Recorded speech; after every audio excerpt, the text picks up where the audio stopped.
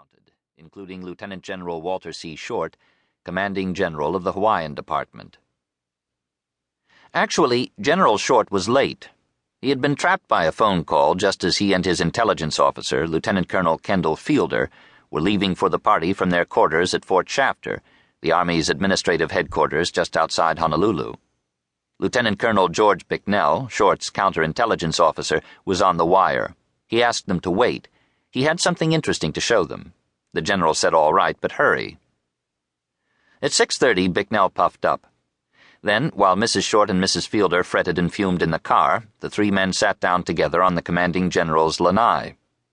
Colonel Bicknell produced the transcript of a phone conversation monitored the day before by the local FBI. It was a call placed by someone on the Tokyo newspaper Yomiuri Shimbun to Dr. Motokazu Mori, a local Japanese dentist and husband of the paper's Honolulu correspondent. Tokyo asked about conditions in general, about planes, searchlights, the weather, the number of sailors around, and about flowers. Presently, offered Dr. Mori, the flowers in bloom are fewest out of the whole year. However, the hibiscus and the poinsettia are in bloom now. The three officers hashed it over. Why would anyone spend the cost of a trans-Pacific phone call discussing flowers? But if this was code, why talk in the clear about things like planes and searchlights? And would a spy use the telephone? On the other hand, what else could be going on? Was there any connection with the cable recently received from Washington warning hostile action possible at any moment?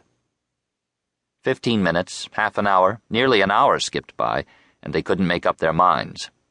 Finally, General Short gently suggested that Colonel Bicknell was too intelligence-conscious. In any case, they couldn't do anything about it tonight. They would think it over some more and talk about it in the morning. It was almost 7:30 when the General and Colonel Fielder rejoined their now seething wives and drove the 15 miles to Schofield. As they entered the dance floor, they scarcely noticed the big lava rock columns banked with ferns for a gala evening. They were still brooding over the Mori call. General Short had a couple of cocktails, he never drank after dinner, and worried his way through the next 2 hours. Perhaps it was the Mori call, perhaps it was his troubles with training and equipment. There was never enough of anything. Perhaps it was his fear of sabotage. To General Short, Washington's warning had posed one overwhelming danger, an uprising by Hawaii's 157,905 civilians of Japanese blood, which would coincide with any Tokyo move in the Far East. He immediately alerted his command against sabotage, lined up all his planes neatly on the ramps where they could be more easily guarded, and notified the War Department. Washington seemed satisfied, but the fear of a Japanese fifth column lingered. That was the way the Axis always struck. By 9:30 he had had enough. The Shorts and the Fielders left the officers' club, started back to Shafter. As they rolled along the road that sloped down toward town again, Pearl Harbor spread out below them in the distance. The Pacific Fleet blazed with lights, and searchlight beams occasionally probed the sky. It was a moment for forgetting the cares of the day and enjoying the breathless night. "Isn't that a beautiful sight?" sighed General Short, adding thoughtfully, "and what a target they would make." General Short's opposite number, Admiral Husband E. Kimmel, Commander-in-Chief of the Pacific Fleet, known as SINCPAC in the Navy's jargon of endless initials, had an even less eventful evening back in Honolulu. He was dining quietly at the Halekulani Hotel, a Waikiki landmark that maintained a precarious balance between charm and stuffiness.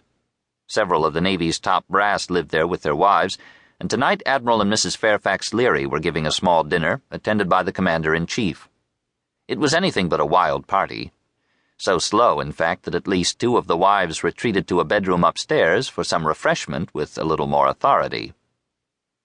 But Admiral Kimmel was no party admiral anyhow. Hard, sharp, and utterly frank, he worked himself to the bone.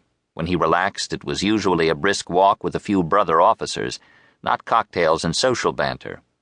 Proudly self-contained, he looked and acted uncomfortable in easygoing surroundings. He even disapproved of the Navy's new khakis as lessening the dignity and military point of view of the wearer. He was a difficult man to know, and his position made him more so. He had been jumped over 32 admirals to his present job. Relations were utterly correct, but inevitably there was a mild awkwardness, a lack of informal give and take between himself and some of the men who had always been his seniors. Finally,